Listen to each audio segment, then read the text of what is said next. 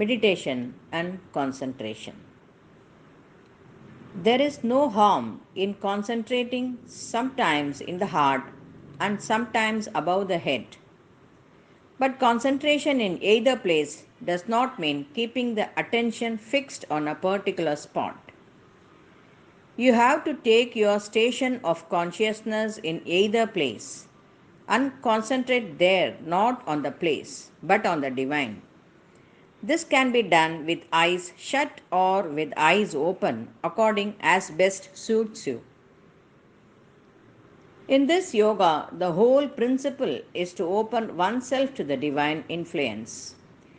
It is there above you, and if you can once become conscious of it, you have then to call it down into you. It descends into the mind and into your body as peace, as a light, as a force that works as the presence of the divine with or without form, as Ananda.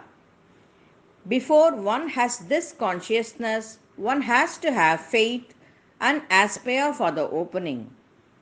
Aspiration, call, prayer are forms of one and the same thing and are all effective. You can take the form that comes to you or is easiest to you. The other way is concentration.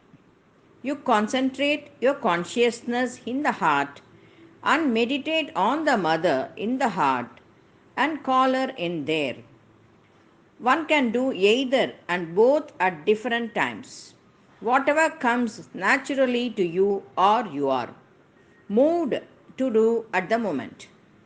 Especially in the beginning, the one great necessity is to get the mind quiet. Reject at the time of meditation all thoughts and moments that are foreign to the sadhana. In the quiet mind, there will be a progressive preparation for the experience. But you must not become impatient if all is not done at once.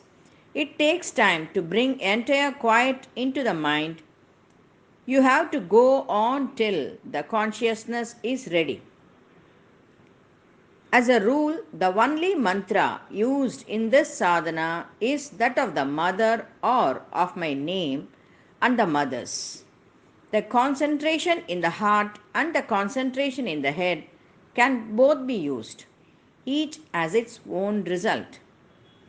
There is no method in this yoga except to concentrate preferably in the heart and call the presence and power of the mother to take up the being and by the workings of her force transform the consciousness. When the mind falls quiet and the concentration becomes strong and the aspiration intense, then there is a beginning of experience. The more the faith, the more rapid the result is likely to be. When one tries to meditate, there is pressure to go inside, lose the waking consciousness and wake inside in a deep inner consciousness. But at first, the mind takes it for a pressure to go to sleep, since sleep is the only kind of inner consciousness to which it has been accustomed. In yoga by meditation, sleep is therefore often the first difficulty. But if one perseveres, then gradually the sleep changes to an inner conscious state. There is no necessity of losing consciousness when you meditate. It is the widening and change of the consciousness that is essential. In order to have dhyana, the restlessness of the mind must be utterly settled. The intellect must become like a calm and waveless sea, not a ripple on its surface. The distinguishing feature of dhyana is that it puts out a steady force of knowledge on the object of knowledge. Concentration is a gathering together of the consciousness and either centralizing at one point or turning on a single object, example, the divine. There can also be a gathered condition throughout the whole being, not at a point. In meditation, it is not indispensable to gather Like this, one can simply remain with a quiet mind thinking of one subject or observing what comes in the consciousness and dealing with it. Concentration means fixing the consciousness in one place or on one object and in a single condition. Meditation can be diffusive, example, thinking about the divine, receiving impressions and discriminating, watching what goes on in the nature and acting upon it, etc. The best help for concentration is to receive the mother's calm and peace into your mind. It is there above you, only the mind and its centers have to open to it. It is to remain quiet at the time of meditation, not fighting with the mind or making mental efforts to pull down the power or the silence, but keeping only a silent will and aspiration for them. If the mind is active, one has to learn to look at it, draw back, and not giving any sanction from within until its habitual or mechanical activities begin to fall quiet for want of support from within. If it is too persistent, a steady rejection without strain or struggle is the one thing to be done. The two main places where one can center the consciousness for yoga are in the head and in the heart. The sitting motionless posture is the natural posture for concentrated meditation, walking and standing are active conditions. One can accustom oneself to meditate walking, standing, lying, but sitting is the first natural position. It is better to make the deeper concentration when you are alone or quiet. Outward sounds ought not to disturb you. The concentration is in its natural quiet and steady. If there is restlessness or over eagerness, then that is not concentration. There are always two things that can rise up and assail the silence, vital suggestions, the physical mind's mechanical recurrences. Calm rejection for both is the cure. One can remain separate and see the thoughts and imaginations pass without being affected, but that is not being plunged or engrossed in meditation.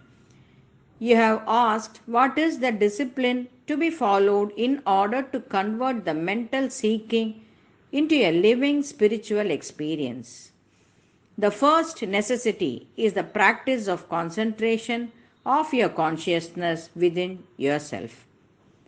The ordinary human mind has an activity on the surface which veils the real self.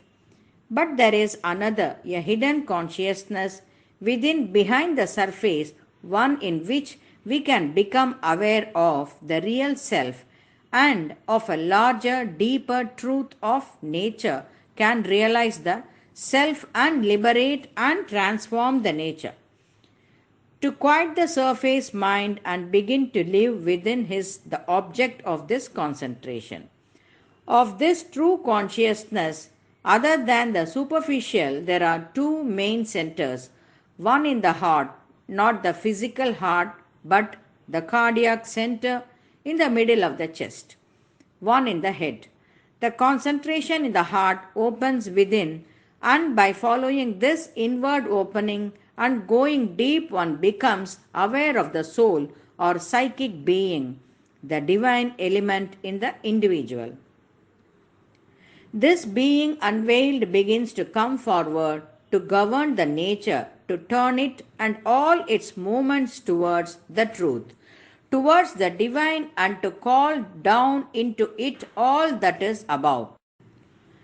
It brings the consciousness of the presence, the dedication of the being to the highest, and invites the descent into our nature of a greater force and consciousness which is waiting above us. To concentrate in the heart center with the offering of oneself to the divine and the aspiration for this inward opening and for the presence in the heart is the first way, and if it can be done, the natural beginning. for its result once obtained makes the spiritual path far more easy and safe than if one begins the other way. Finally, in all difficulties where personal effort is hampered, the help of the teacher can intervene and bring about what is needed for the realization or for the immediate step that is necessary. Concentration is necessary first to turn the whole will and mind from the discursive divagation natural to them, following a dispersed movement of the thoughts, running after many branching desires, led away in the track of the senses and the outward mental response to phenomena. We have to fix the will and the thought on the eternal and real behind all, and this demands an immense effort, one pointed concentration. Secondly, it is necessary in order to break down the veil which is erected by our ordinary mentality between ourselves and the truth. For our knowledge can be picked up by the way, by ordinary attention and reception, but the inner, hidden, and higher truth can only be seized by an absolute concentration of the mind on its object, an absolute concentration of the will to attain it, and once attained, to hold it habitually and securely unite oneself with it. The number of hours spent in meditation is no proof of spiritual progress. It is a proof of your progress when you no longer have to make an effort to meditate.